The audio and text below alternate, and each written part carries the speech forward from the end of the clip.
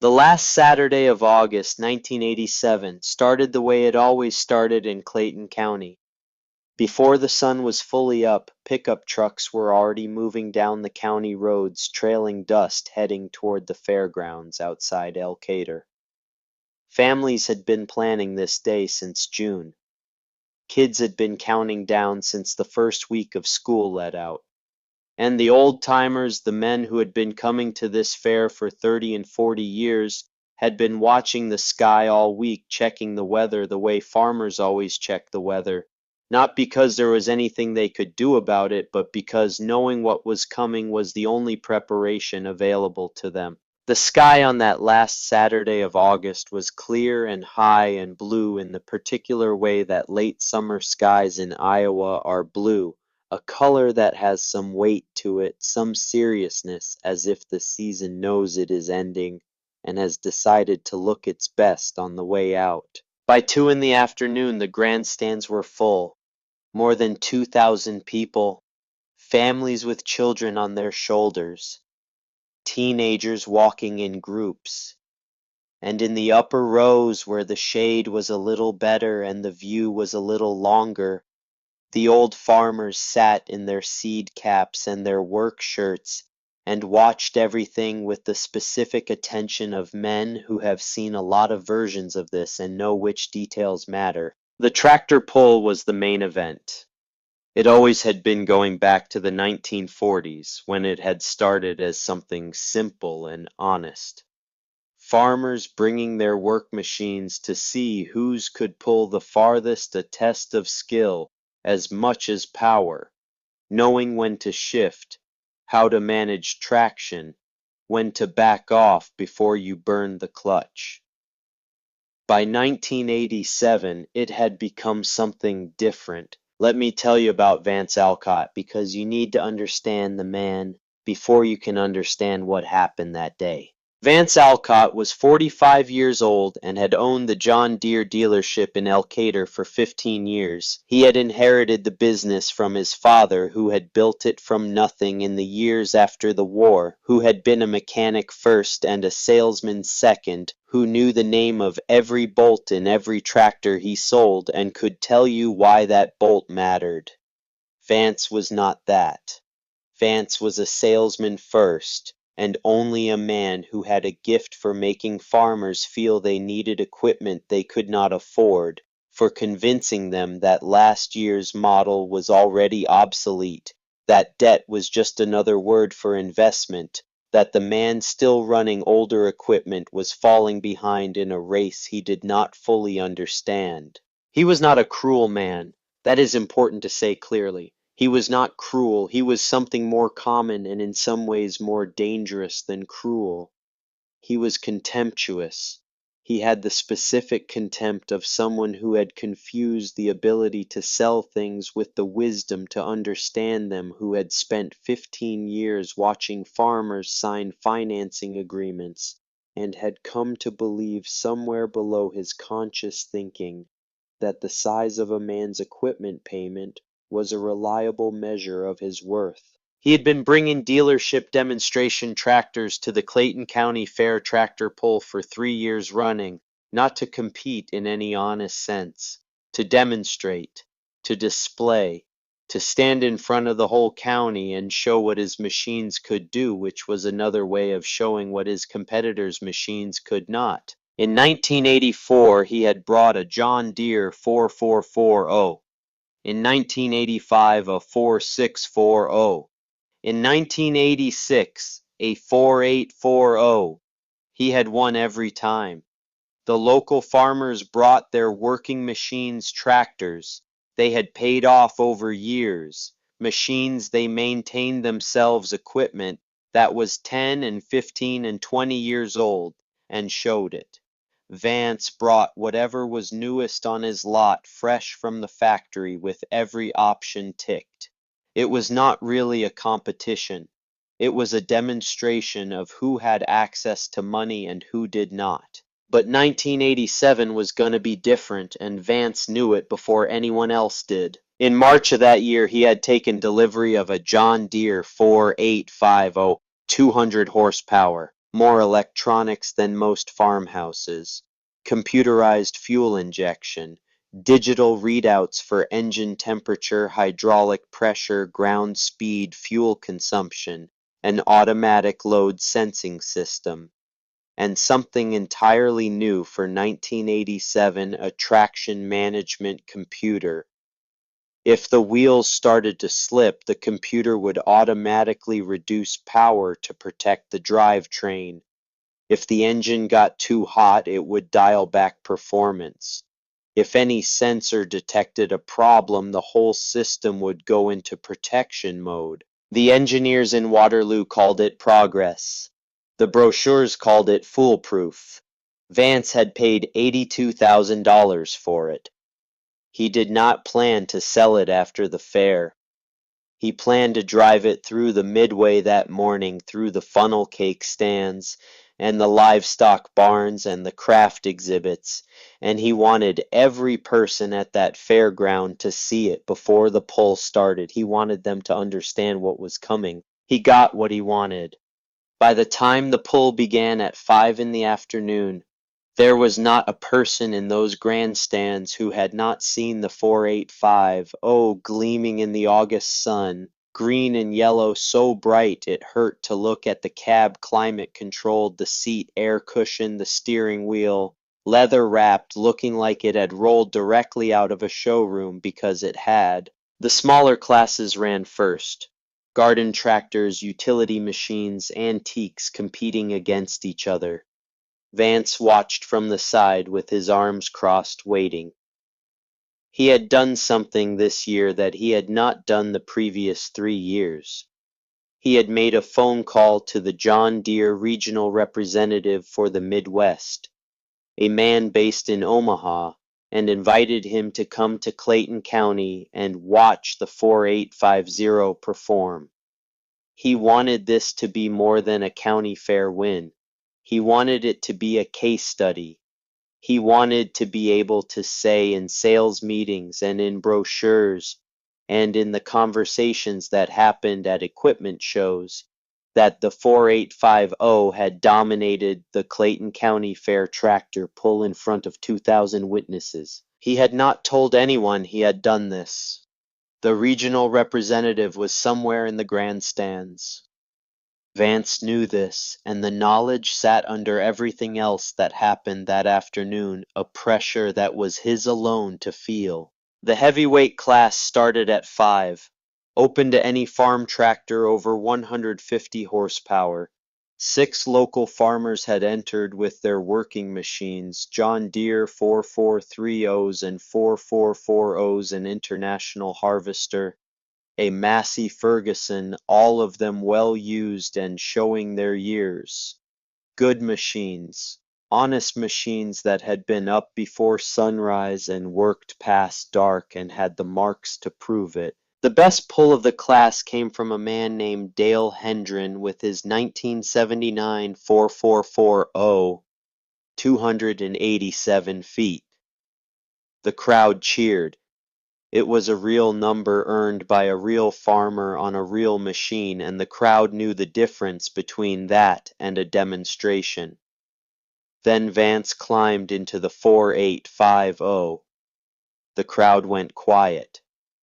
They had seen this before. He drove to the starting line, feeling the power humming through the seat, the diesel engine managing itself, the displays glowing in the cab. The sled operator hooked the chain without enthusiasm. The flag dropped. The 4850 moved. 300 feet, 320. The sled was getting heavier with every foot. That was how the mechanism worked, transferring weight forward as the tractor pulled, making the load progressively harder. 360, 380, 400. At 406 feet, the sled stopped him.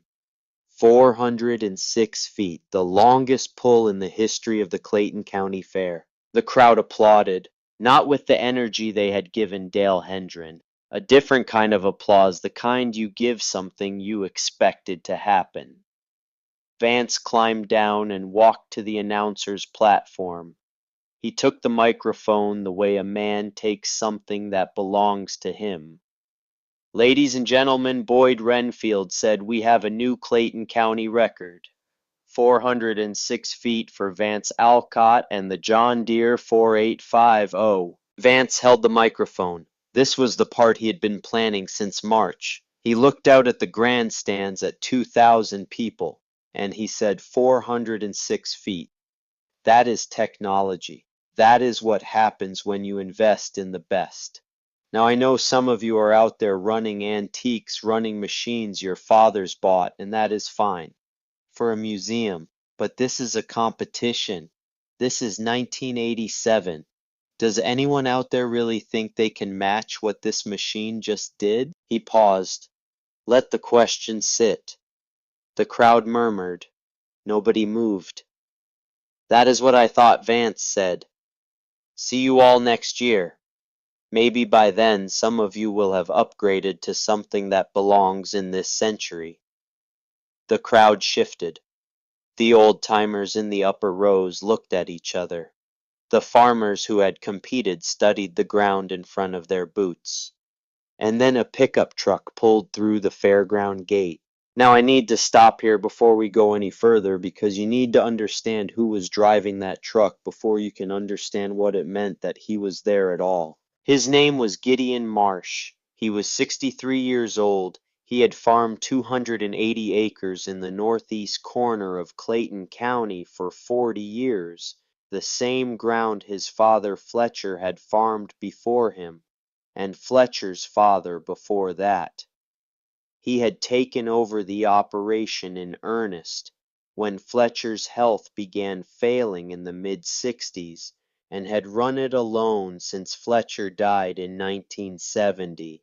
And alone in a different way after his wife Nora passed in 1975. He was not a man who spoke much. He went to the Lutheran church on Sunday mornings, nodded to his neighbors at the feed store, paid every bill on time, and kept to himself in the way that men who have been genuinely alone for a long time learn to keep to themselves, not out of unfriendliness, but out of a kind of practiced self-sufficiency that becomes its own form of quiet. He did not owe money to anyone. He had not owed money to anyone for 11 years since the last payment on the note for the used John Deere 4020 he had bought in 1972 to handle the heavier field work. He did not buy new equipment unless the old equipment could not be repaired. He drove a 1972 Ford pickup that he maintained himself. If you asked people in Clayton County about Gideon Marsh, they would tell you he was quiet, dependable, and old-fashioned.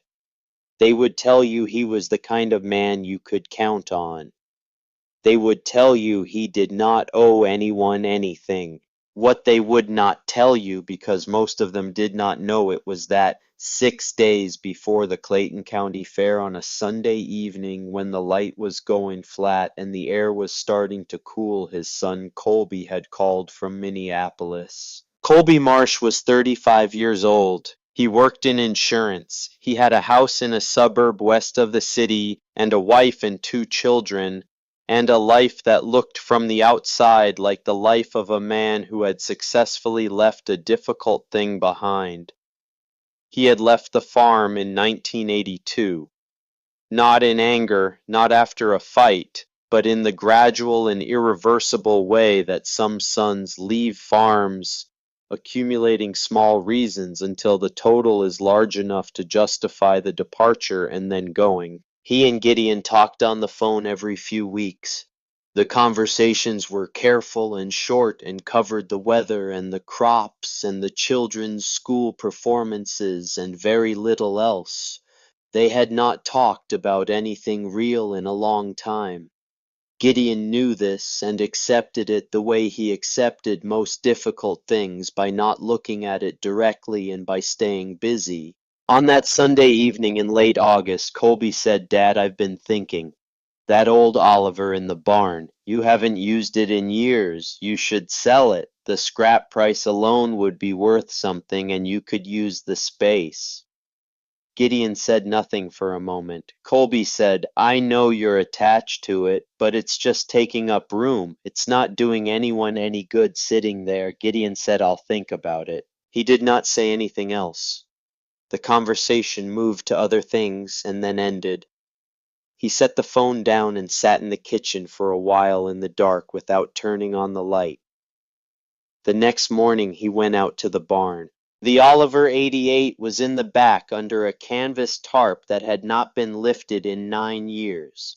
The machine had not been started since 1978, not since the last job he had used it for a stumping project in the northwest corner of the lower field that had taken 3 days and had gone well, the way jobs with that machine tended to go when you knew what you were doing with it. He had parked it after the job covered it with the tarp and not gone back to it since. He stood in the barn in the early morning light and looked at the shape of it under the canvas. The Oliver 88 had been built in the late 1940s and early 1950s, a row crop tractor designed for the kind of all-around farm work that smaller operations needed.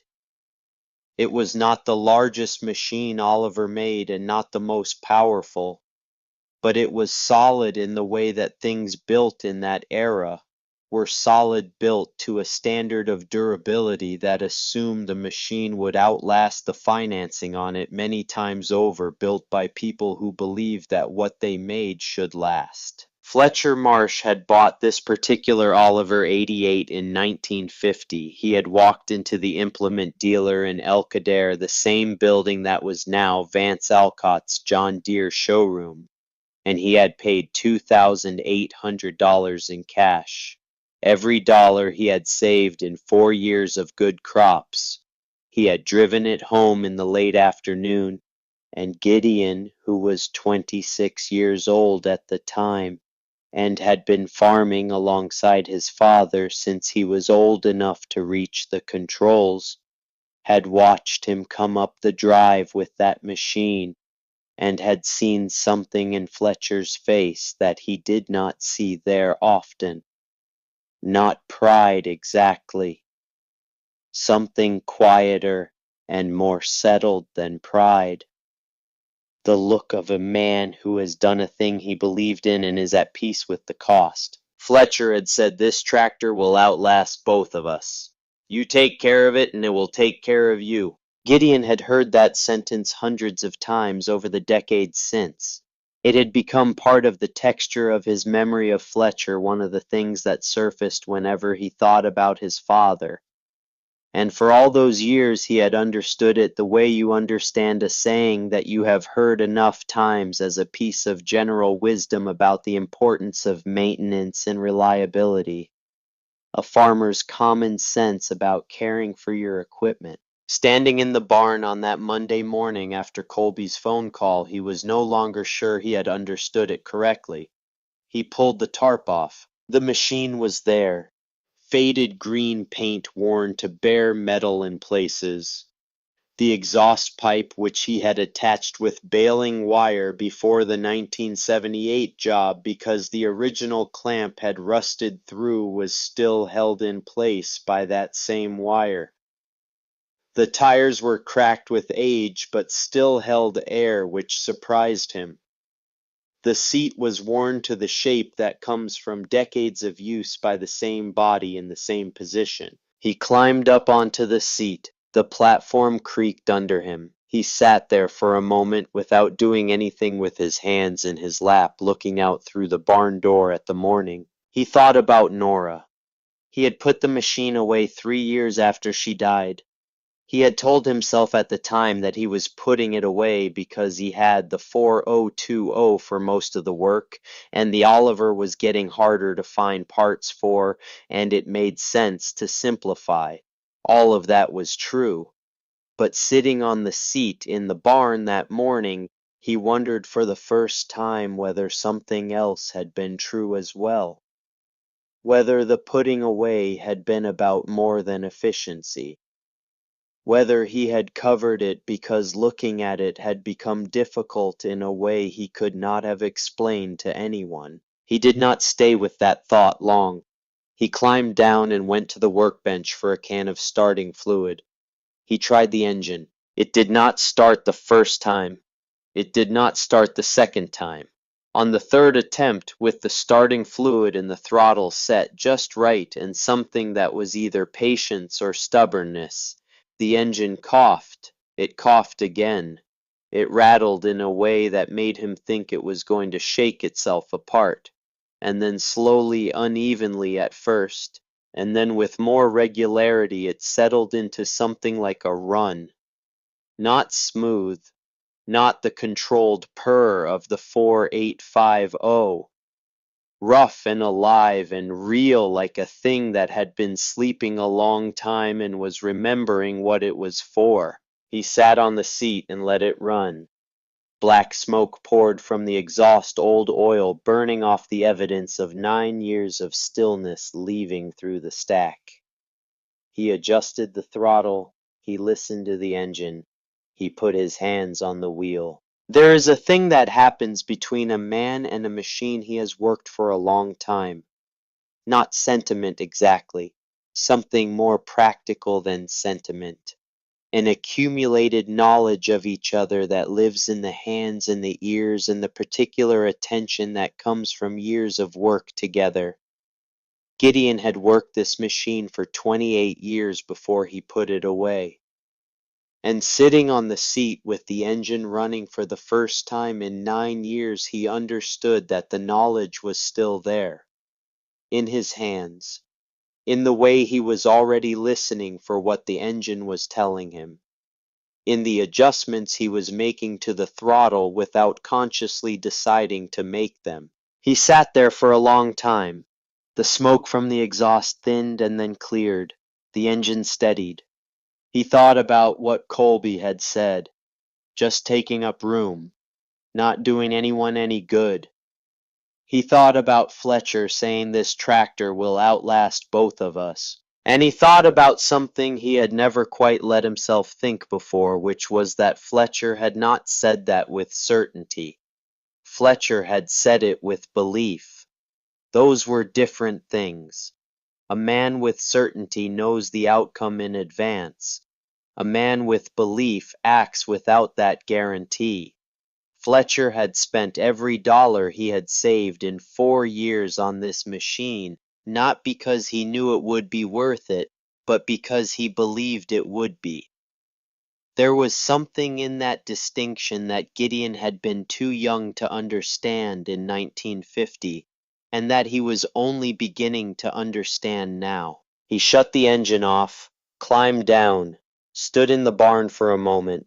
Then he went inside and found the entry form for the Clayton County Fair tractor pull, which he had been mailed in July along with every other farmer in the county, and which he had put on the kitchen table and not thought about since.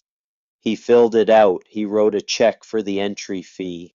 He put it in an envelope and set it by the door. He did not call Colby back. Now I want to pause here and ask you something.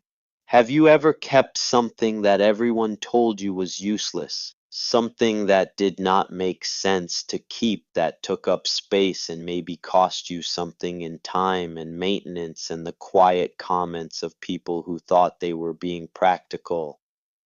And you kept it anyway, not because you could explain exactly why, but because something in you understood that the explanation was not the point, that some things are worth keeping, even when you cannot yet say what they are worth keeping for. Gideon Marsh had kept his father's machine for 37 years. He had kept it through dry years and wet ones, through the loss of his parents and his wife, through the departure of his son, through the years when parts were hard to find, and the years when no one in the county could help him fix it if something went wrong because no one else knew how. He had kept it because Fletcher had said it would outlast both of them, and because somewhere beneath all the practical reasons he had given himself over the years for covering it and leaving it alone, he had always known that someday it would matter. He just had not known what mattering would look like until a Monday morning in August 1987, when a phone call from Minneapolis sent him into the barn to start an engine that had not run in 9 years. The pickup and trailer arrived at the Clayton County Fair at the moment they arrived. Boyd Renfield was just stepping back from the microphone. Vance Alcott was accepting handshakes from the people nearest the announcer's platform. The grandstands were beginning to relax in the way that grandstands relax when the main event appears to be over. The trailer came down the gravel road slowly. On it, strapped down with chains, was something that made the crowd turn and look. Not because it was impressive, because it was so far from impressive that the mind needed a moment to process it. A tractor, but not like any tractor that had been at the fair that day. Old, visibly, unmistakably old. The paint was faded green, worn to bare metal in a dozen places. The exhaust pipe was held on with baling wire. The tires were cracked. A thin wisp of smoke rose from the stack old oil still burning off the machine, still waking up from its long sleep. Someone in the grandstand said, "What is that?" An old-timer 3 seats over said, "That is an Oliver. An 88. I have not seen one of those running in 20 years." Gideon backed the trailer to the edge of the track and began unhooking the chains. He did not look at the crowd. He did not look toward the announcer's platform. He worked the way he always worked, steady and methodical and unhurried, the way a man works when he is not performing for anyone. Vance Alcott saw what was happening. He picked up the microphone. "Somebody call the museum," he said, and his voice carried across the fairground to every corner of the grandstands. "They are missing an exhibit." The crowd laughed.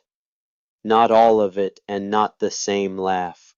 Some of it was the reflexive laughter of people who are surprised and reach for the easiest response. Some of the older men in the upper rows did not laugh at all. They watched. Vance walked toward the trailer, still holding the microphone, and he said loud enough for the whole grandstand to hear, "Hey, old-timer, you know this is a tractor pull, right? Not a parade. That thing looks like it belongs in a junkyard." Gideon did not respond. He finished unhooking the last chain. He climbed up onto the Oliver's seat. He started the engine.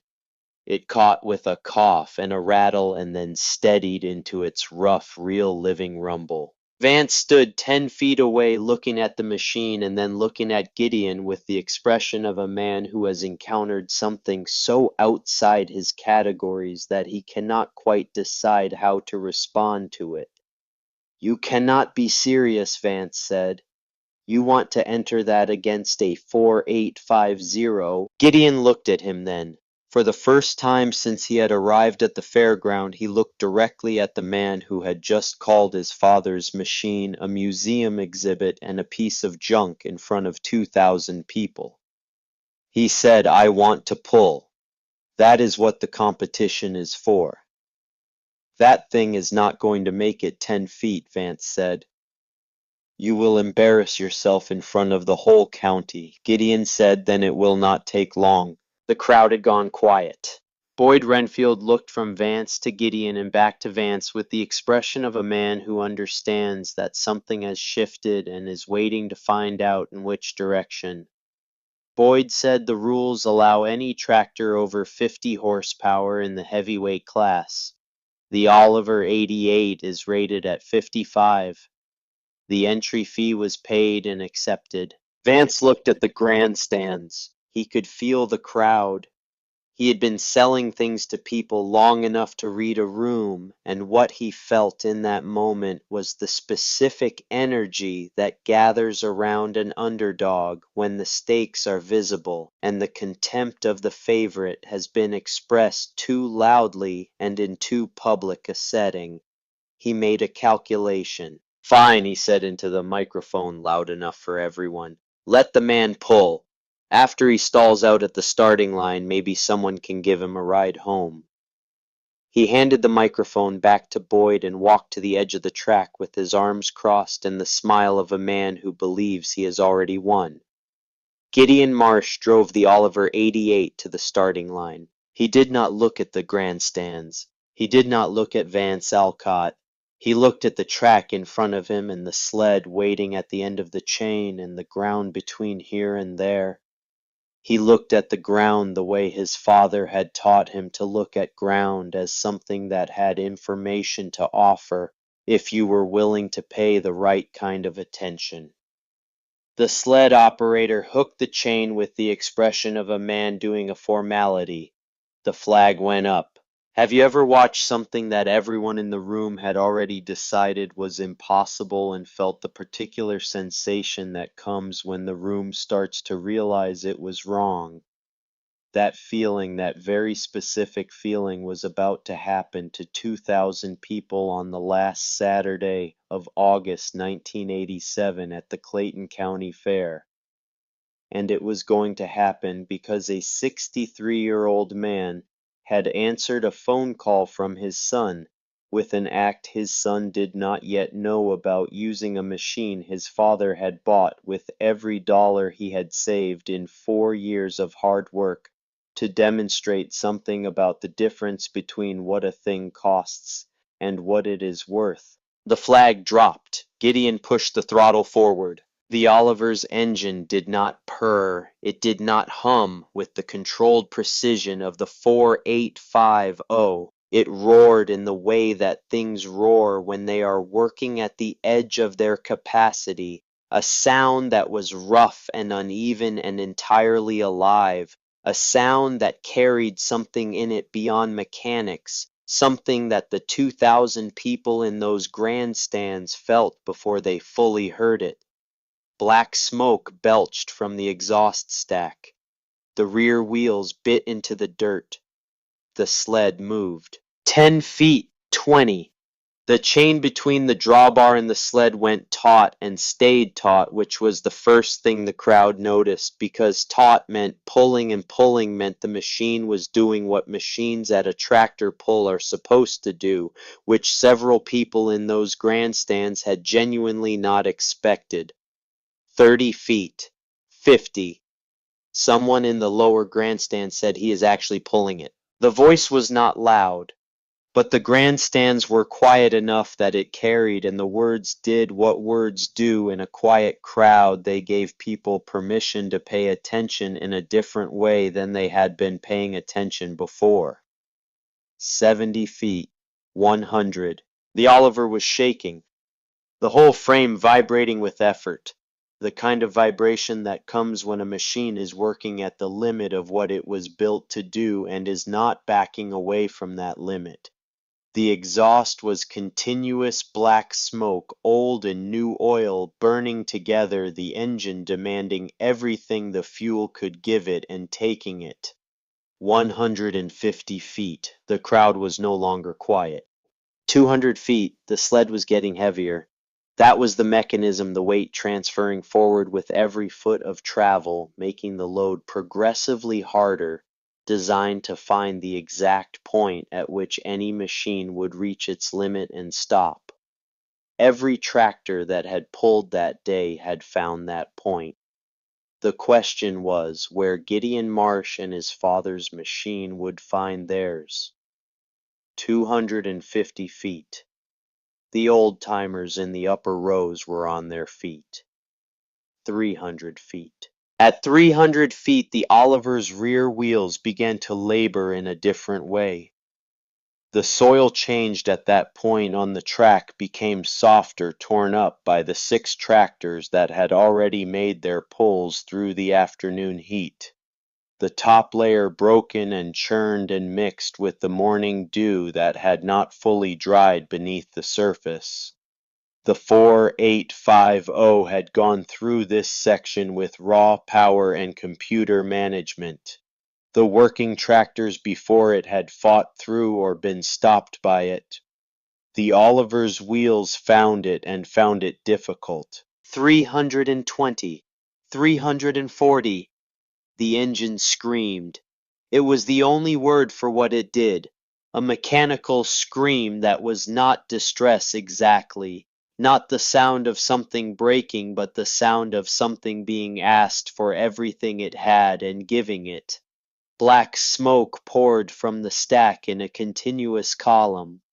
360 feet. The wheels lost it. They spun, throwing dirt backward in a rooster tail, and the sled stopped moving, and Gideon cut the throttle and sat on the seat in the sudden relative quiet of the engine dropping back from its peak, and the crowd made a sound that was not quite a cheer and not quite a gasp, but something between the two.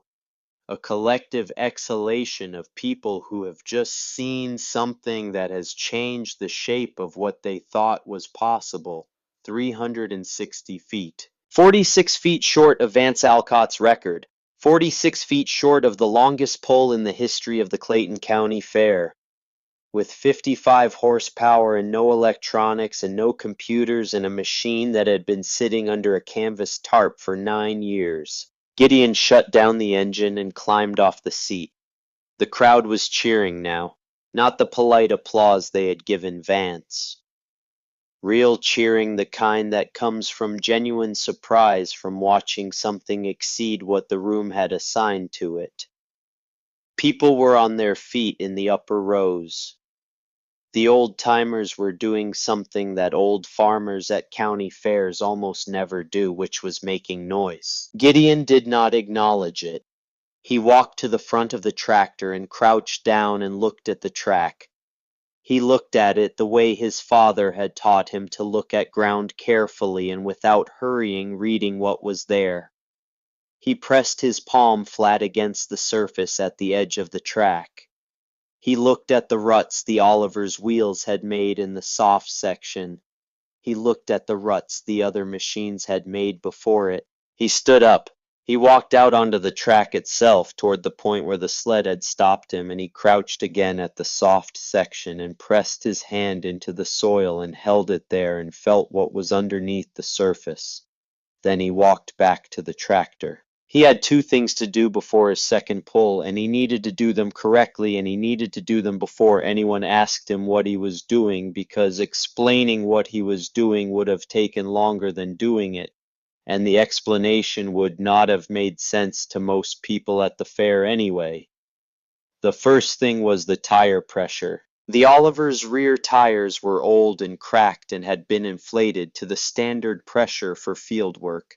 Standard pressure was correct for hard-packed or dry conditions where you wanted the tire to maintain its shape and transfer power efficiently to the ground.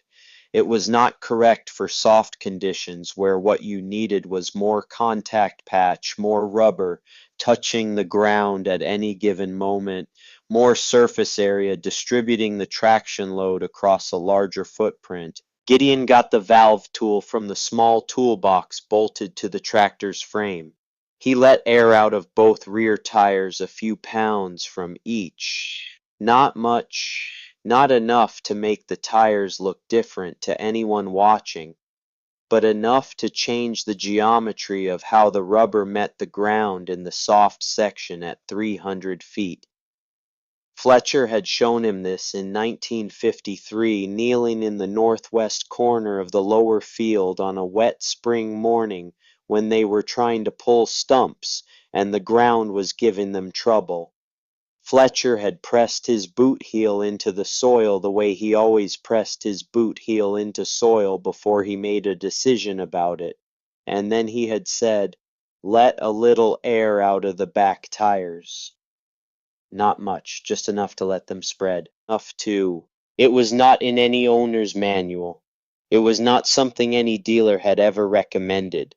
It was knowledge that lived in Fletcher's hands and had moved to Gideon's hands through years of working together, and it had no other address.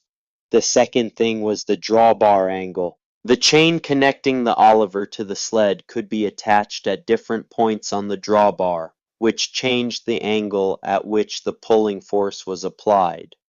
At a lower angle, the force was directed more forward, which on hard ground was efficient. which was why the higher attachment points were standard. In soft ground, a slightly higher attachment point directed some of the force downward into the ground under the drive wheels, which increased the weight on the tires and therefore increased traction. It was counterintuitive if you thought about it the way an engineer thinks about it.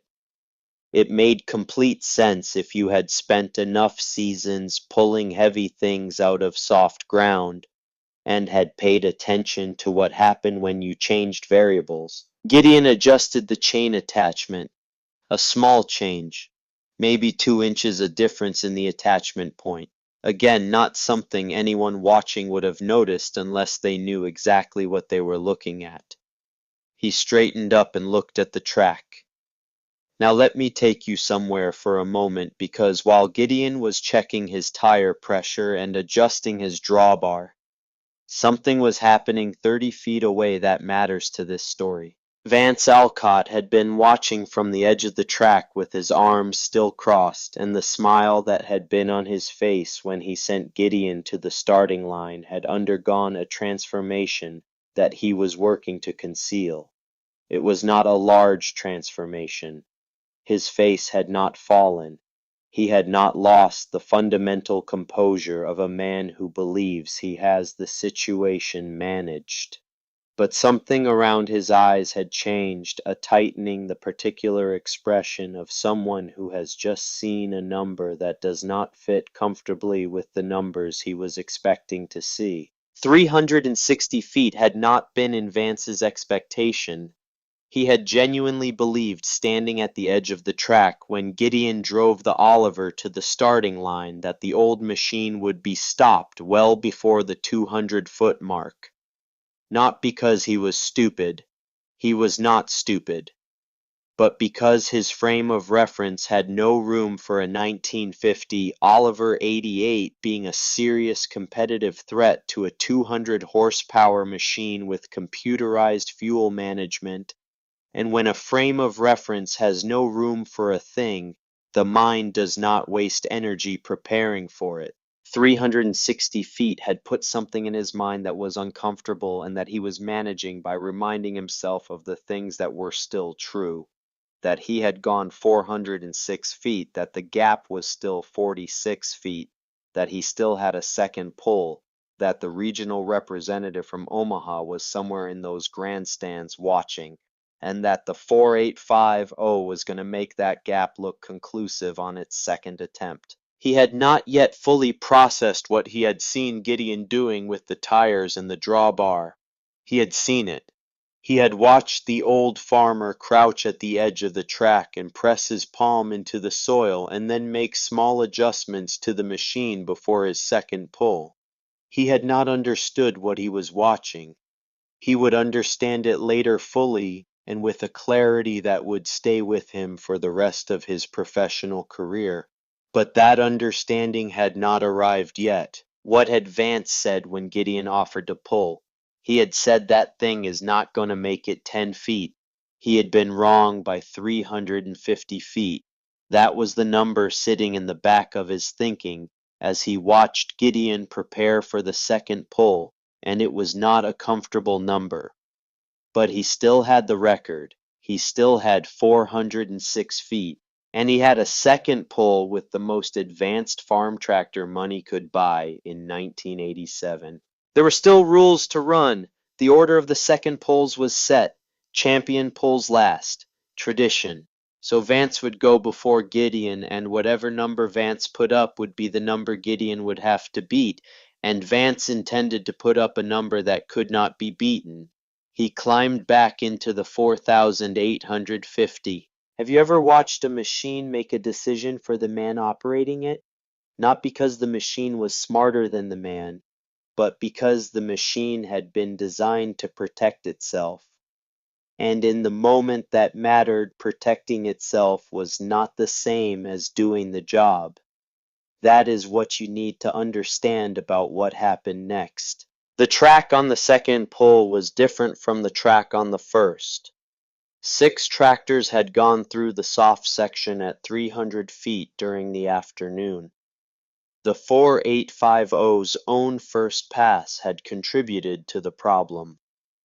The top layer of soil at that point was now thoroughly churned mixed with afternoon heat, and the moisture underneath a surface that was no longer dirt and not quite mud, but something in between that behaved differently than either. The 4850's traction management computer had sensors.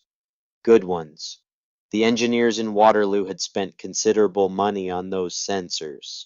They could detect wheel slip at a fraction of the rate that a human driver could feel it, and when they detected slip, they responded in milliseconds, reducing power to prevent the kind of wheel spin that damages drivetrains and tears up ground and embarrasses equipment dealers in front of regional sales representatives. The computer did not know about the regional representative. The computer did not know about Vance's phone call to Omaha or the case study he had been planning since March, or the 15 years of building a business on the idea that the newest and the most expensive was always the best. The computer knew about wheel speed and engine temperature and hydraulic pressure and the difference between the wheel speed it was seeing and the ground speed it was calculating. And when those numbers told it that the wheels were beginning to slip, it did what it was designed to do. Vance felt the power drop at 320 feet. He pushed the throttle harder. The computer registered the increased throttle demand, registered the wheel slip that was already present, and maintained its reduction. Vance was asking for more. The computer was deciding that more was not appropriate given current conditions. 340 feet. He stomped on the pedal. The 4850's engine had the power. He could hear it, could feel it, 200 horsepower sitting right there, and the computer was holding it back, protecting the machine from the ground, protecting the investment, doing exactly what the engineers in Waterloo had designed it to do. The temperature gauge was climbing. The engine was working hard in the reduced power condition, not efficiently building heat.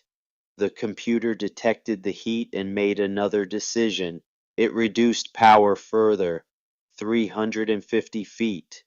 The sled stopped. Vance sat in the climate-controlled cab at 350 feet, which was 56 feet less than his first pull, and he understood in that moment what had happened, not just mechanically, but in terms of what it meant for everything he had been building toward since March. The regional representative was in the grandstands. The record was 406 feet, and the 4,850, the machine he had paid $82,000 for and driven through the Midway that morning, and held up as proof that the newest and the most expensive was always the best, had just produced a second pull that was 56 feet shorter than its first one, because its computer had decided to protect it from the very conditions it was being asked to work in. He slammed his palm against the steering wheel. The crowd was silent in the way that crowds are silent when they are watching something they were not expecting to watch. Vance drove the 4850 to the edge of the track and climbed down. He did not look at the grandstands. He did not look toward the announcer's platform. He stood beside the machine with his arms at his sides, and he looked at the soft section of the track at 300 feet, the section that the computer had decided was too risky, the section that had stopped him 56 feet short of where he needed to be. Boyd Renfield's voice came over the speaker. Second pull for Vance Alcott and the John Deere 485. 350 feet. The grandstands received this information in a complicated silence. Now it was Gideon's turn.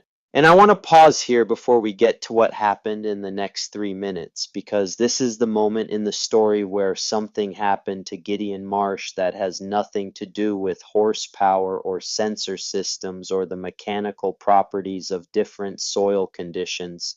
This is the moment that is hardest to tell and most important to tell, and I want to tell it right. Between Vance's second pull and his own, while the sled was being reset, and the track crew was doing what they could with the ruts in the soft section, Gideon sat on the Oliver's seat, and a man he did not know well, a neighbor from the south end of the county named Warren Grelly, who had farmed for 40 years, and had competed in the early pulls with his Massey Ferguson, walked up to him. Warren Grelly looked at Gideon and said, "You have done a good thing here today. You have done more than anyone expected. 360 feet is a number that people in this county will remember. You should be proud of that number." He paused. Then he said, "But your machine has already given everything it has. That soft section at 300 feet is worse now than it was on your first pull. You push for 407 feet and you risk blowing the engine. Is it worth it? The competition is already won in the way that matters. Everyone here knows what they saw." He said it kindly. He said it the way one farmer speaks to another when he genuinely means well and wants to protect the other man from a mistake. Gideon looked at the Oliver. He sat there for a long moment in the specific kind of silence that falls over a man when he is genuinely uncertain. Not performing uncertainty, not being modest, actually uncertain in the way that honest men are uncertain when the question in front of them is real and the answer is not obvious. The engine was running at idle. He could feel it through the seat, that rough, living vibration that was nothing like the smooth precision of modern equipment and was he had come to understand over 40 years more informative for being rough. The engine was talking to him the way it had always talked to him, and what it was saying was, "I am here. I am working. I have more." He thought about Colby, not about the phone call exactly, not about the words Colby had said about the machine. He thought about Colby as he was now 35 years old in a suburb of Minneapolis, and about the version of Colby that existed in Gideon's memory, a boy on the seat of this Oliver in the late 1970s before he had fully decided that farming was not the life he wanted, a boy who had watched his grandfather Fletcher come home with this machine in 1950. Through the stories Gideon had told him, a boy who had grown into a man, who called and said, "It is just taking up room." Gideon thought about what he had come to the fair to answer. Not the question of whether the Oliver could compete. That question was already answered. He had come to answer a different question, the one that Colby's phone call had asked without knowing. It was asking it the question of what this machine was and what it was worth and why a man would keep it for 37 years, and whether that keeping had been wisdom or sentiment or stubbornness dressed up as wisdom. He had one more pull to make that argument with. He looked at Warren Grella. He said, "I appreciate you telling me that." Then he put the Oliver in gear. "What have you ever held on to that the room told you was finished, that the practical voices around you said had already done enough? What have you kept when the reasonable argument was to stop? Drop a comment and tell me, because I think there are more people in that position than have ever said so, and I think the moment of deciding not to stop is one of the most important moments a person can have, and I think it almost never looks dramatic from the outside. It almost always looks like an old man on an old tractor putting the machine in gear." The sled was reset. The chain was hooked. Boyd Renfield announced the last pull of the 1987 Clayton County Fair heavyweight class. Gideon drove to the starting line. He sat on the seat and he did what he had watched Fletcher do 100 times before a difficult pull, before any job where the conditions were uncertain and the outcome was not guaranteed. He sat still and he looked at what was in front of him and he let his hands rest on the wheel and he was quiet. The Oliver idled beneath him, rough and real. He thought about the tire pressure he had let down, about the drawbar adjustment he had made, about the way the soil felt at 300 feet when he had pressed his palm against it.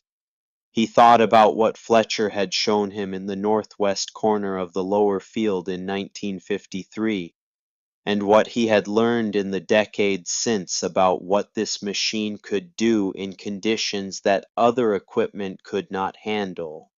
He thought about the difference between a machine designed to protect itself and a machine that had no such design, that had no sensors to tell it the load was too heavy, no computer to decide the conditions were too risky, nothing between the man on the seat and the work to be done except the mechanical connection of engine to transmission to axle to wheel to ground. The flag went up. The grandstands had gone quiet in the way that grandstands go quiet when 2,000 people have collectively decided that what is about to happen is something they do not want to miss. Vance Alcott stood at the edge of the track with his arms still crossed. His face was composed. He had spent 15 years selling the idea that the newest and the most expensive was always the best. And that idea was under a kind of pressure right now that it had not been under before, but he was a man who knew how to hold a position, and he was holding it. The flag dropped. Gideon pushed the throttle to the stop. The Oliver roared, not the managed roar of a computer-assisted engine finding its optimal power curve.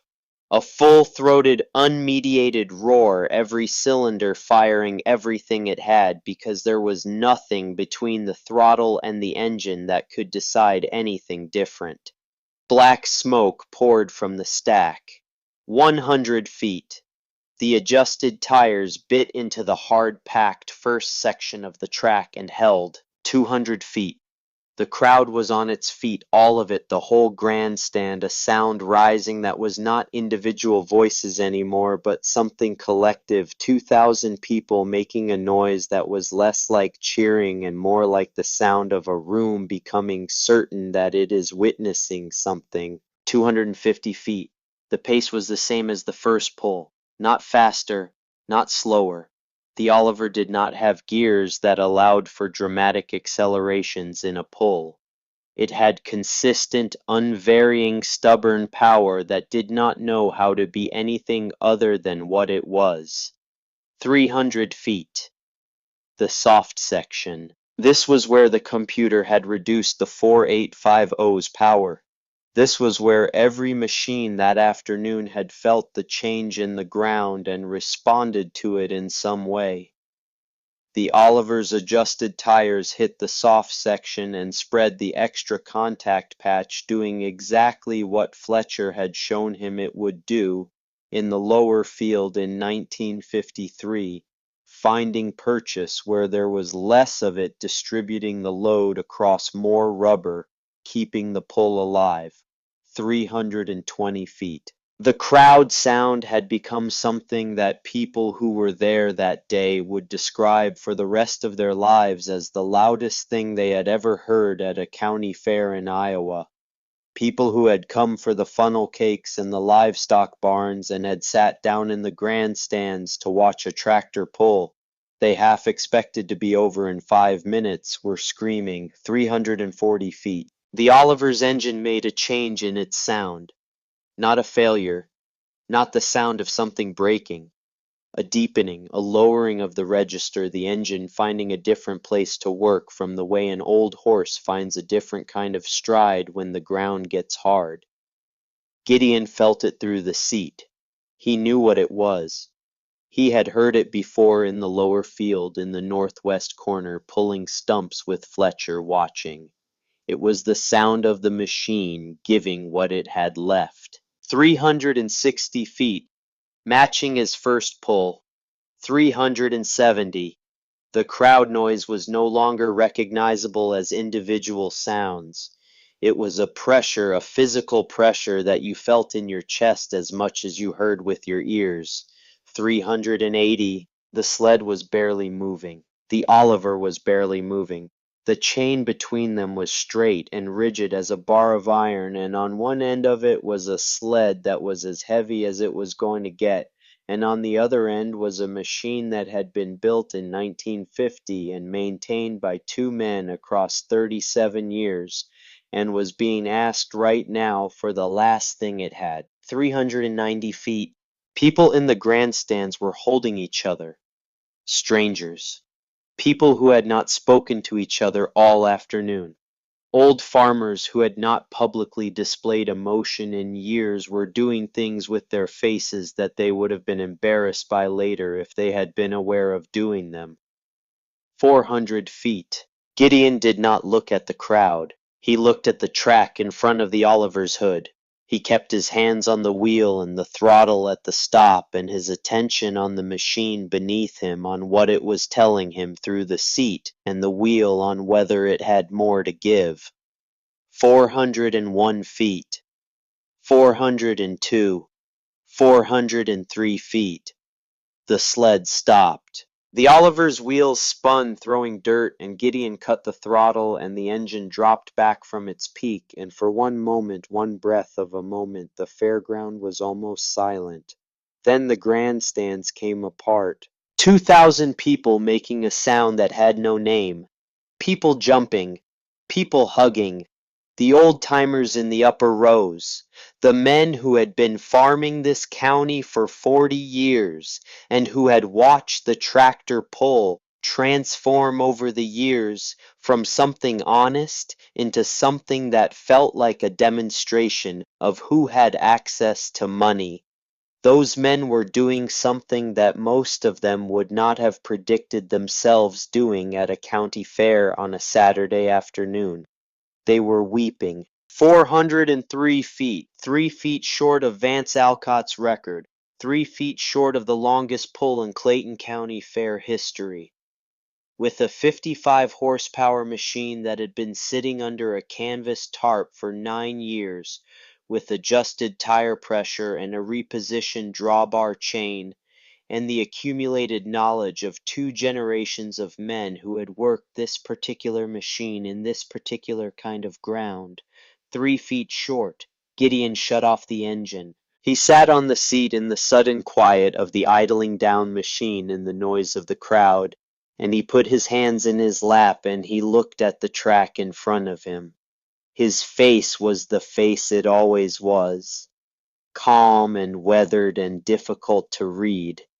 If there was something happening behind it, and it was happening in the private place where the things that matter most to a man happen, and it was not for the fairground. He climbed down from the seat. His legs were less steady than he expected them to be, not from exertion, from something else.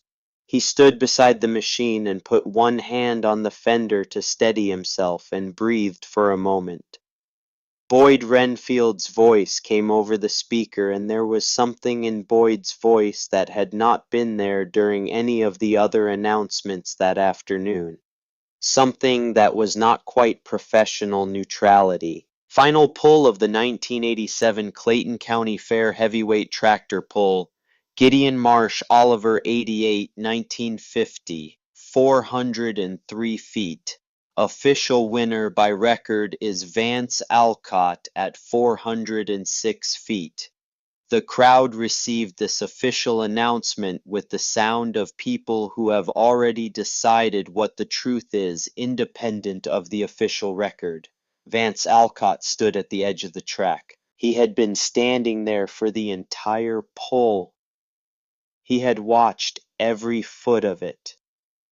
He had watched the Oliver hit the soft section at 300 feet and not stop. He had watched it go past 360, past 380, past 400. He had stood with his arms crossed and his face composed, and he had watched a 55 horsepower machine built in 1950 come within 3 feet of a record set by $82,000 worth of the most advanced agricultural technology available in 1987. He was doing the thing that men do when they are processing something that has significantly exceeded what they were prepared for, which is to say, he was very still and very quiet, and his face was doing the work of remaining composed while something behind it was working through a revision of some scale. He did not say anything. Gideon walked past him on the way to where the Oliver was parked. He did not look at Vance.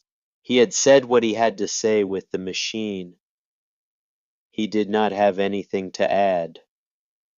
The crowd was still making noise. People were coming down from the grandstands. Old farmers who had competed were walking toward Gideon with the specific intention of shaking his hand, which in this county and in this generation was a gesture that carried more weight than most words. And then something happened at the edge of the track. A sound. A familiar sound, but wrong. The sound of the 4850's engine, which Vance had started in preparation for driving it back to where the trailer was parked, doing something the 4850's engine was not supposed to do. A laboring, a straining, a quality of effort that a machine of that power and that cost was not supposed to produce when simply trying to move itself across level ground.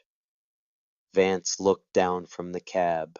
The 4850 was not moving. The rear tires were spinning slowly in the ruts they had made during the two pulls ruts that had become over the course of the afternoon 18 inches deep in the soft section saturated by the moisture working up from below, churned by the heavy tires, until the material in those ruts was no longer soil in any useful sense, but something closer to paste.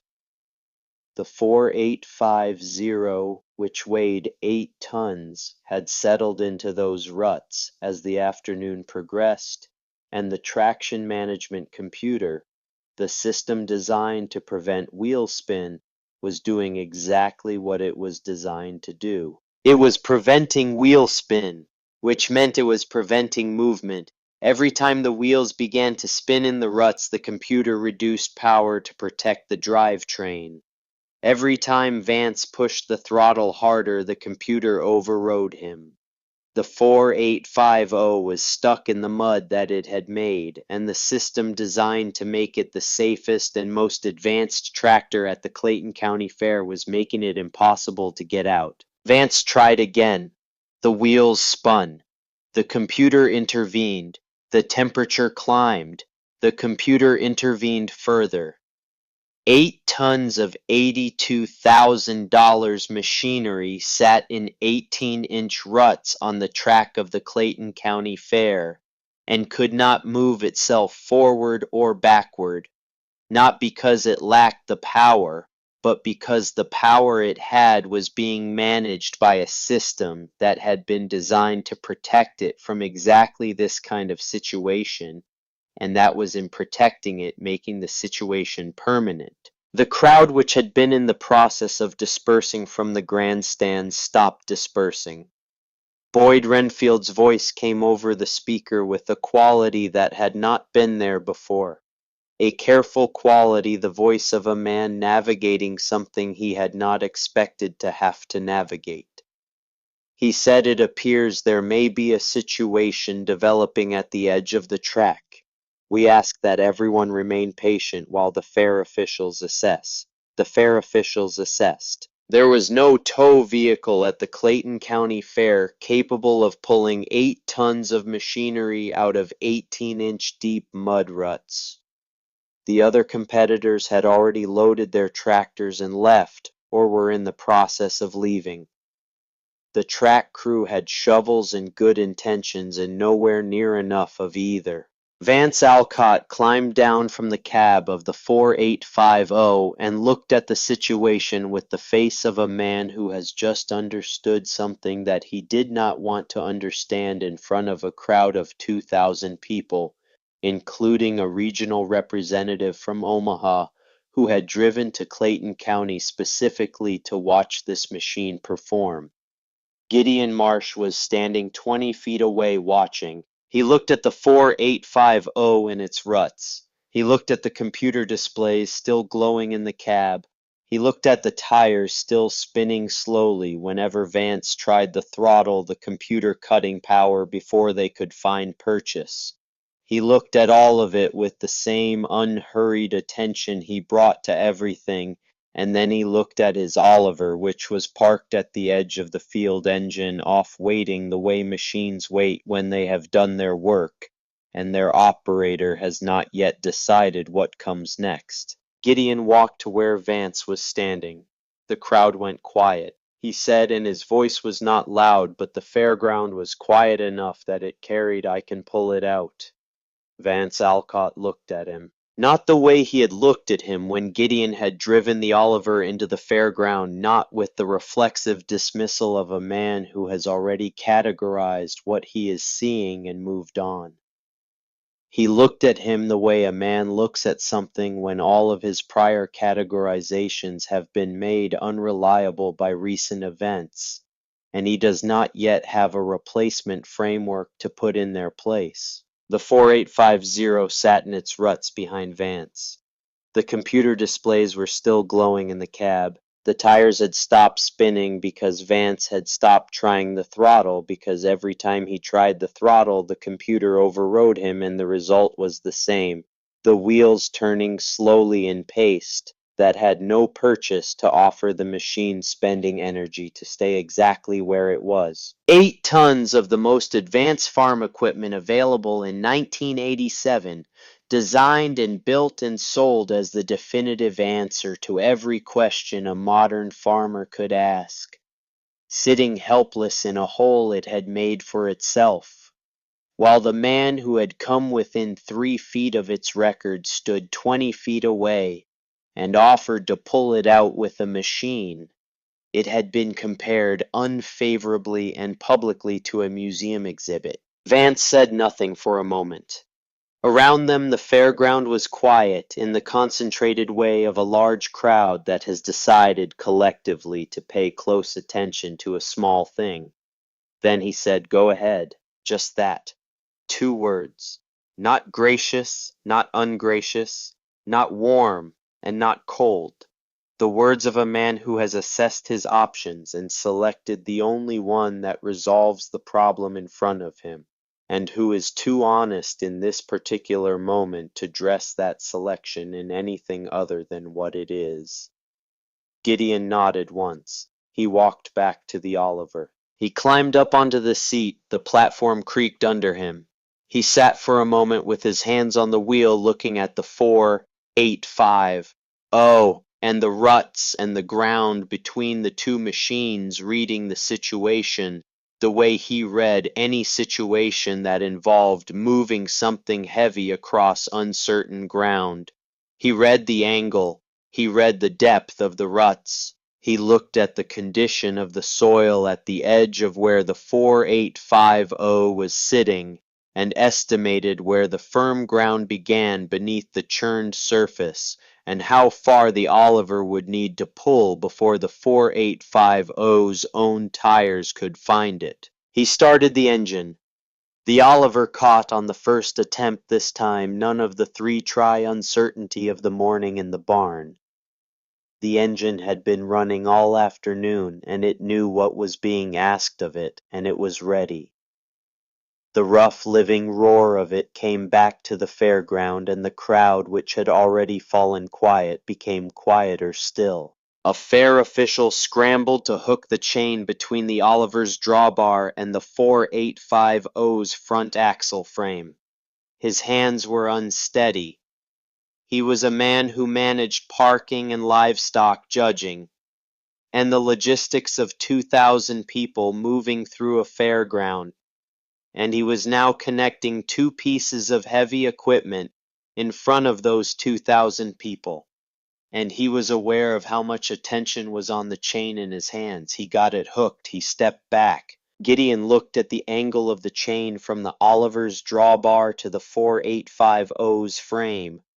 He made a small adjustment to his position, moved the Oliver forward 3 feet to change the pull angle slightly, the way you change an angle when you are pulling something out of a hole, rather than across level ground directing the force upward and forward rather than straight back, giving the stuck machine the best chance of rolling out of the ruts, rather than being dragged deeper into them. Nobody watching would have known why he moved forward those 3 feet. Warren Grell, who was still standing near the track, knew. He had been pulling things out of soft ground for 40 years, and he recognized the adjustment the way you recognize a word in a language you learned as a child, not by thinking about it, but by something older than thought. Gideon opened the throttle. The Oliver did not lunge, it did not spin its wheels or make a dramatic display of power. It moved forward at the same steady pace it had maintained all afternoon, applying force through the chain to the 4850's frame with the particular consistency of a machine that has no sensor telling it the load is too heavy, no computer deciding the conditions are inadvisable, nothing mediating between the engine and the work except the mechanical fact of the connection. The chain went taut. The 4850 did not move for a moment. 8 tons of metal and computer chips and climate-controlled cab and leather-wrapped steering wheel sitting in 18 inches of self-made mud, and on the other end of the chain 55 horsepower and no electronics, and a man who had been reading soft ground since before the engineers in Waterloo were born. Then the 4850 moved, not dramatically, an inch, then 2. Then the front tires began to roll as the pulling force lifted them slightly out of the deepest part of the ruts, and the rear tires, freed from the worst of the suction, found something beneath them that was less paste and more soil, and the 4850 began to come forward slowly, and then with more confidence as the ground under its tires improved with every foot of travel. The crowd made a sound. It was not the sustained roar of the 403-foot pull. It was something more complicated than that, a sound that contained several things at once. The release of held breath, the specific satisfaction of watching a stuck thing become unstuck. And underneath both of those, something that did not have a clean name, but that the older people in that grandstand felt more fully than the younger ones, a recognition of something they had seen before in different forms. The particular feeling of watching knowledge prove itself in a situation that no amount of money or sophistication could have resolved. The 4850 rolled clear of the ruts onto the firmer ground at the edge of the track. Its tires found purchase. The computer, relieved of the condition that had been triggering its protective responses, allowed full power again. The machine was free. Gideon shut the throttle. The chain went slack. The fair official came forward to unhook it. Gideon sat on the Oliver's seat for a moment after the chain was off. The engine idled beneath him. The crowd was still making its complicated sound. He looked at the cleared track at the ruts where the 4850 had been sitting at the chain that had connected the two machines for the past 4 minutes. At none of these things, particularly through all of them to something he was not seeing with his eyes. He climbed down. Vance Alcott was standing 10 feet away. The two men faced each other in the space between the 4850 and the Oliver, at the edge of a track at the Clayton County Fair in August 1987, with 2,000 people watching from a distance that was close enough to see clearly, but far enough to give the moment whatever privacy it was going to have. Vance's arms were no longer crossed. He looked at Gideon Marsh. He looked at the Oliver. He looked at Gideon again. There are moments when a man who has been wrong about something important has to decide what to do with that wrongness, and the decision he makes in that moment says more about him than almost anything else you could know about him. Some men in that position look for a way to reframe the situation, to find an angle from which what happened can be made to look like what they intended.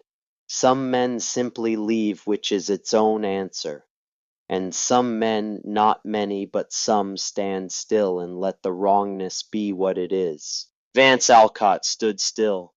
He said, "I owe you an apology. What I said when you drove in here about the museum and the junkyard and the rest of it, I should not have said those things." He paused. He said, "I have been selling equipment for 15 years. I thought I knew what equipment could do. I thought I understood what old machines were and what they were not." He stopped again. "What you did out there today, both of what you did, I could not have done that. My machine could not have done that. And I did not know enough to know that before today."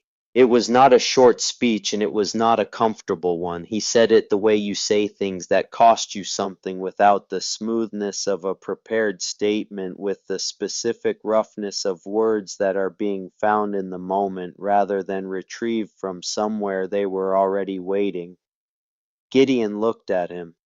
His face was the same face it had been all afternoon, calm and weathered and not giving away more than it needed to give away. He said, "You did not know what the machine could do. Most people do not. My father knew. I know because my father showed me." Vance said, "How long did it take him to show you?" Gideon said, "He is still showing me."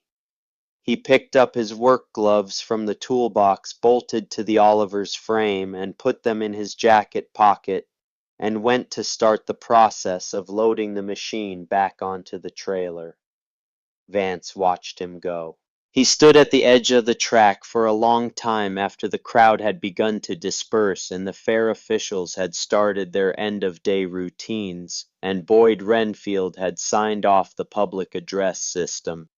He stood there watching Gideon Marsh back the Oliver up the trailer ramps, with the same unhurried competence he had brought to everything he had done since he drove into the fairground. The regional representative from Omaha materialized at Vance's side at some point during this. He had been in the grandstands for the pulls, and had seen everything, and had walked down when the crowd began to thin. He stood beside Vance, and they both watched Gideon secure the chains on the trailer. The representative did not say anything for a while. Then he said, "That old machine." What year did he say it was? Vance said 1950. The representative said, "And he's been maintaining it himself." Vance said his father bought it new. He has had it since his father died. The representative was quiet for another moment. Then he said, "The soft ground issue is a real problem. The traction management system is designed for standard conditions. We've had complaints from other dealers about it in certain field situations. There's going to be a recalibration option in the next model year." Vance said, "I know." The representative said what he did with the tire pressure in the drawbar before his second pull. "Do you know what he was doing?" Vance said, "I know what he was doing now. I did not know when I was watching him." The representative looked at the Oliver on its trailer, now secured, Gideon checking the chain tension one more time, with the automatic thoroughness of a man for whom checking things one more time is not a habit but a reflex. The representative said, "That is knowledge that should be documented somewhere." Vance said, "I do not think it can be documented. I think it has to be shown." He was not sure where that had come from. He had not thought it before he said it. But standing at the edge of the track, watching Gideon Marsh prepare to drive a 1950 Oliver 88 home from the Clayton County Fair, it was the truest thing he could find. The representative left. The fairground continued its end-of-day operations around Vance, the crews collecting trash and folding tables and loading livestock back into trailers, and he stayed at the edge of the track a little longer than made practical sense, and then he went to find his own truck. Now let me tell you about what happened that evening because the story does not end at the fairground. Gideon drove the Oliver home on the trailer in the late August afternoon light, the kind of light that comes in the last hour before sunset when the angle of it makes everything look like it is being seen for the first time. The fields and the farmsteads and the county roads, all rendered in a quality of gold that is entirely different from the midday light they spend most of the day in. He drove without the radio.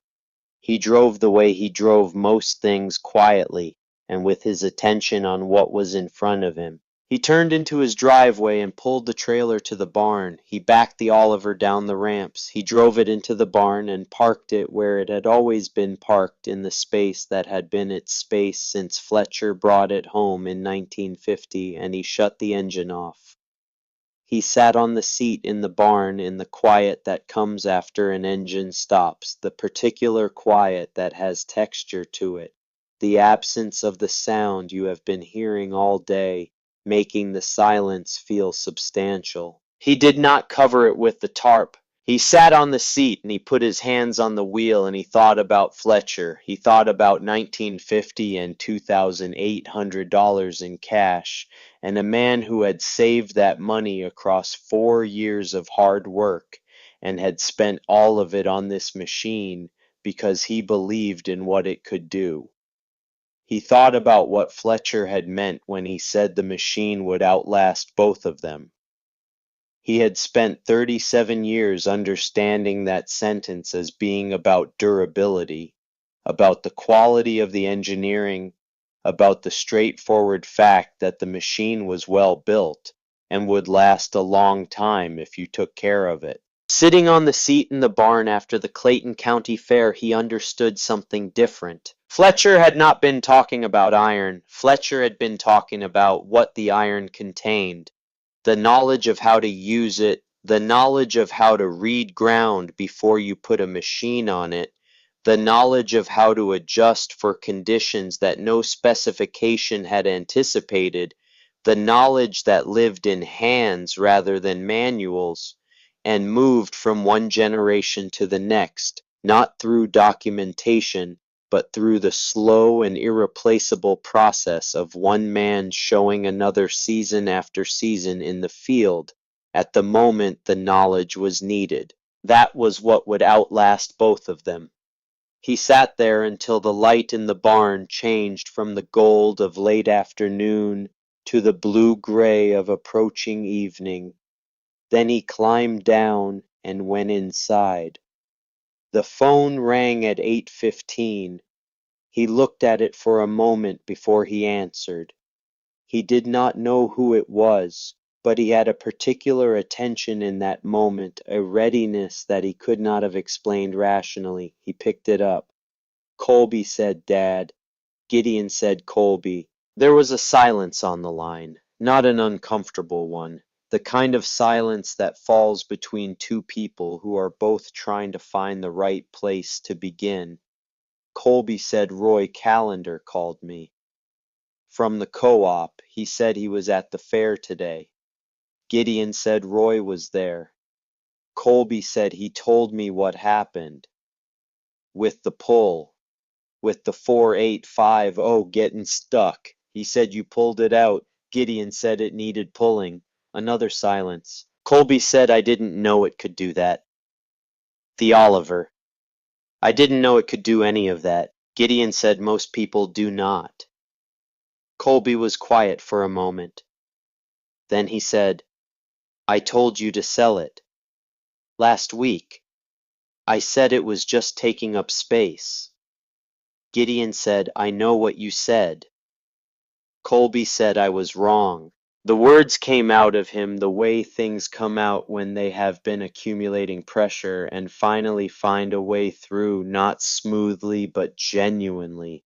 The way honest things come out when a person has stopped managing them and let them be what they are. He said I was wrong about the machine, and I think I was wrong about some other things too, things I have been treating as settled that maybe were not settled. He stopped. He started again. The thing is, Dad, I grew up around that machine and I never really understood it. Grandpa Fletcher was gone before I was old enough to understand what he knew. And you tried to show me some of it when I was young, and I didn't have the patience for it. I thought it was old. I thought it was the past, and the past was something to move beyond. Gideon listened. He had been a quiet man his whole life, and he was quiet now, but it was a different quality of quiet than his usual one. An attentive quiet. The quiet of a man who is receiving something he has been waiting a long time to receive and does not want to interrupt it. Colby said Roy told me something else. He told me that when you drove that Oliver into the fairground today, the dealer, that Alcott man, he called it a museum exhibit in front of everyone. And you didn't say anything back. You just kept doing what you were doing. Gideon said there was nothing to say. Colby said Roy said you let the machine say it. Gideon said that is what machines are for. There was a longer silence this time, not empty, full of something that was moving through it. Then Colby said, Dad, can you teach me how to run it the Oliver? Can you teach me what Grandpa Fletcher taught you? He said it the way you say a thing that you have been afraid to say for a long time, because the asking of it requires admitting something about the years in which you did not ask it. There was nothing practiced about it. It was the most unmanaged thing Gideon had heard from his son since Colby was a boy. Gideon was quiet for a moment. He looked out the kitchen window at the barn, which was visible from where he was standing, its shape dark in the evening, the light he had left on inside throwing a thin line of yellow under the door. He said next weekend. Come out next weekend. We will start from the beginning. He could hear Colby on the other end of the line doing the same thing he was doing, which was letting the moment be what it was, without trying to make it into anything more or less than it was. Colby said, I'll be there Saturday morning. Gideon said I will have coffee ready. They said good night, and he hung up the phone and stood in the kitchen in the quiet of the house for a while. Then he went to bed. He slept better than he had in years. Now let me tell you about what came after, because this story does not end on an August evening in 1987, and it does not end with a phone call. It continues the way things continue when the roots are deep enough. Colby came the following Saturday. He arrived before 8 in the morning, earlier than Gideon had expected, and they drank coffee at the kitchen table and talked about the farm and about Fletcher and about the things Colby remembered from childhood that he had not thought about in years. Memories that had been there all along, but that he had not had a reason to go back to. After coffee, they went to the barn. Gideon started the Oliver. Colby watched the process, the throttle setting the choke, the timing of it all, the specific knowledge that lives in the starting of an old machine. And he asked questions the way a man asks questions when he is genuinely trying to learn something and not just performing the asking. Gideon showed him the tire pressure adjustment. He took him out to a soft section of the lower field and showed him how to press his palm into the ground and read what was underneath the surface. He showed him the drawbar angle adjustment and explained why it mattered in soft conditions, and how Fletcher had shown him on a wet spring morning in 1953 and what he had understood from it. Colby listened with an attention that Gideon had not seen from him before. It was the attention of a man who has arrived late to something important and knows it and is trying to make the most of the time remaining. They worked together in the field that afternoon, moving some stumps from the edge of the woodlot that Gideon had been meaning to address for 2 years, and Colby ran the Oliver while Gideon stood nearby and watched and offered corrections when needed and let the machine do the teaching that only the machine could do, the kind that happens through the hands and the seat and the particular feedback of an engine that tells you what it needs if you know how to listen. By the end of the afternoon, Colby was running the machine. Not the way Gideon ran it, not with 40 years of accumulated feel, but well enough. Well enough to do the work. Well enough to know what he did not yet know, which is the essential beginning of learning anything. He came back the following month, and the month after.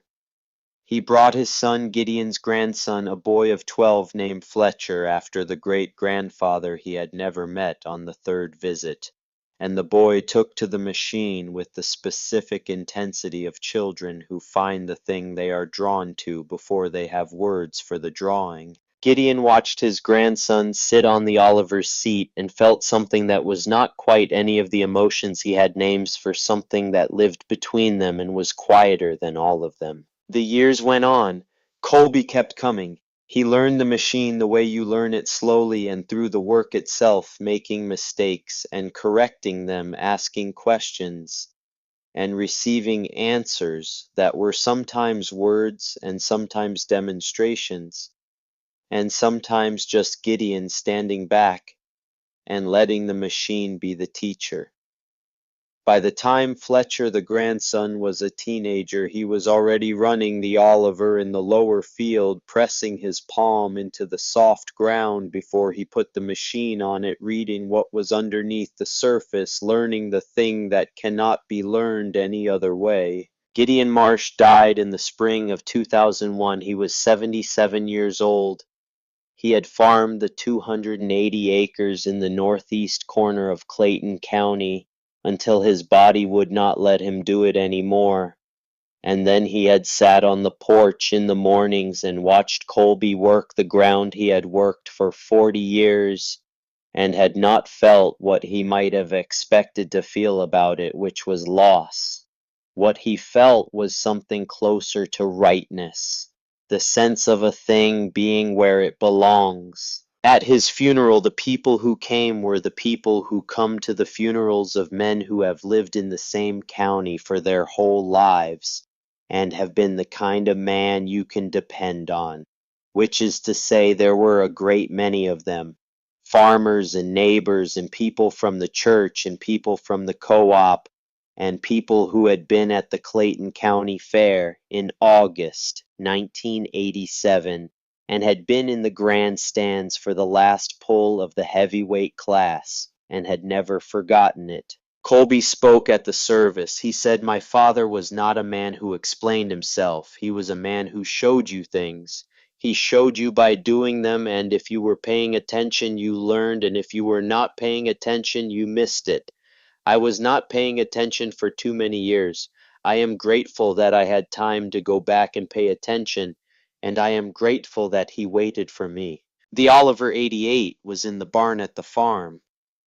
Colby had driven it out to the church that morning and parked it in the lot, and after the service it led the procession to the cemetery, driven by Colby with his son Fletcher on the seat beside him, the engine making its rough living sound in the still spring air of the county road. Some of the old-timers watching from the roadside took their caps off. In the summer of 2005, a representative from a museum in Des Moines came to the farm to talk to Colby about the Oliver 88.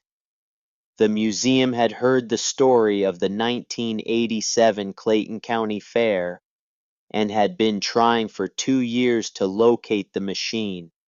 They made an offer, $50,000. More than the Oliver 88 had ever been worth in any market, more than Fletcher Marsh had paid for the whole farm in the years after the war. Colby heard the offer out.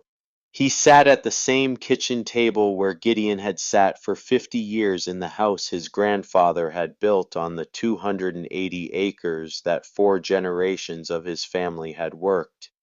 and he listened to the museum representative describe the historical significance of the machine and the number of people who would be able to see it and learn from it and the care with which the museum would preserve it. Then he said my great-grandfather bought that machine in 1950. He told my grandfather it would outlast both of them. He was right. It outlasted him. It outlasted my grandfather. If I take care of it, it will outlast me. The museum representative said it belongs in a place where people can appreciate what it represents. Colby said it represents something that can only be represented by running it. A machine in a museum does not run. It sits. The thing my great-grandfather bought in 1950 was not a machine that sits. He bought something that works. He paused. He said my son knows how to start it. He knows how to read soft ground. He knows where to let air out of the tires and why and when to adjust the drawbar and how. He learned it the way my grandfather learned it, not from a book, not from a brochure, from someone who had already done the work of knowing it and was willing to show him. That is what that machine is. It is a place where that knowledge lives. If I sell it, the knowledge does not go to the museum. It stops. The museum representative left without the Oliver. The machine is still in the barn on the Marsh farm in the northeast corner of Clayton County, Iowa. Colby's son Fletcher, who is named for the man who bought it new in 1950, maintains it the way it has always been maintained, carefully and with full attention, firing it regularly, keeping the seals from setting and the engine from forgetting what it is for. His own son, the fifth generation of Marsh men to put their hands on this machine, is learning the ground reading and the tire adjustment and the drawbar angle from Fletcher, the way Fletcher learned from Colby and Colby learned from Gideon, and Gideon learned from the man who bought it with 4 years of savings and said this will outlast both of us. There is a thing that Vance Alcott did in the months after the 1987 Clayton County Fair that I think belongs in this story, because Vance Alcott is part of it even after he drove away from the fairground. He submitted a report to the John Deere Regional Office about the traction management system's performance in soft churned soil conditions. It was a technical document and it used technical language, but it was also an honest document, which not all technical documents are. It described the specific conditions at Clayton County and what the computer system had done and what the consequences had been, and it made a recommendation for a recalibration option in subsequent models to address the situation. He also wrote something that was not in the technical report. He wrote it in a letter to himself, which he put in a drawer and did not show to anyone for a long time. He wrote about standing at the edge of the track and watching a 63-year-old man adjust the tire pressure on a 1950 Oliver 88 and reposition the drawbar chain before a pull, and about not knowing what he was watching until it was over. He wrote about the difference between knowing what a machine can do in ideal conditions and knowing what it can do in the conditions that actually present themselves, which are almost never ideal. He wrote the old man's knowledge was not in the machine. It was in him. The machine was the place where the knowledge could be used. Without him, it was just iron. Without the iron, his knowledge had nowhere to go.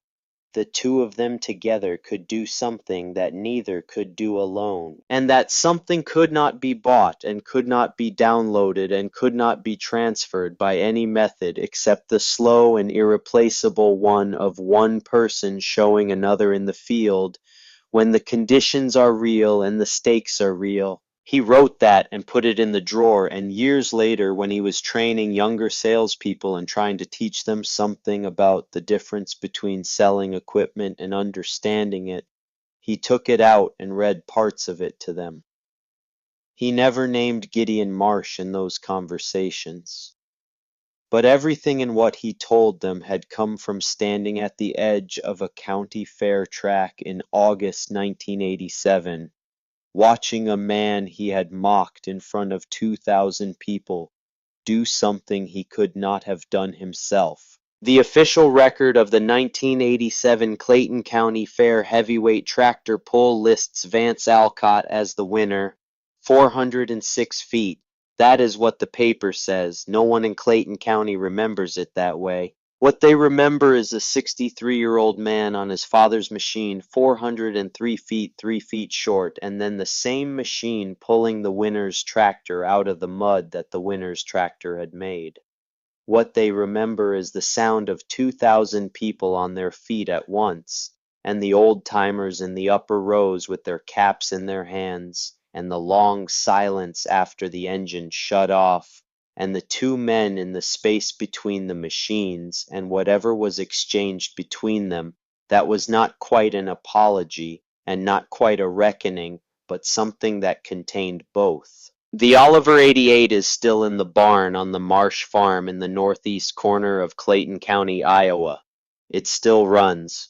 It still enters the heritage class at the county fair every August, driven by a Marsh, maintained by a Marsh, understood by a Marsh, the way it has been understood since a man named Fletcher paid $2,800 in cash for it in 1950 and drove it home in the late afternoon light and told his son, "This will outlast both of us." He did not know with certainty that was true. He believed it. He acted on the belief. He paid everything he had saved in 4 years on the strength of that belief and went home and started teaching his son what the machine could do in conditions that no specification could fully anticipate. That is the difference between knowing and believing. Knowing tells you what is certain. Believing asks you to act without certainty, to spend what you have on something you cannot yet prove, to show up at a county fair with a machine that everyone else has already decided is finished. To push the throttle to the stop at 300 feet when the ground is soft and the computers have already given up. The ground does not care about the price of the machine. The ground does not care about the specifications or the features or the number on the financing agreement. The ground is what it is, wet and deep and resistant and honest, and what it asks of the machine. And the man operating it is not sophistication. It is knowledge.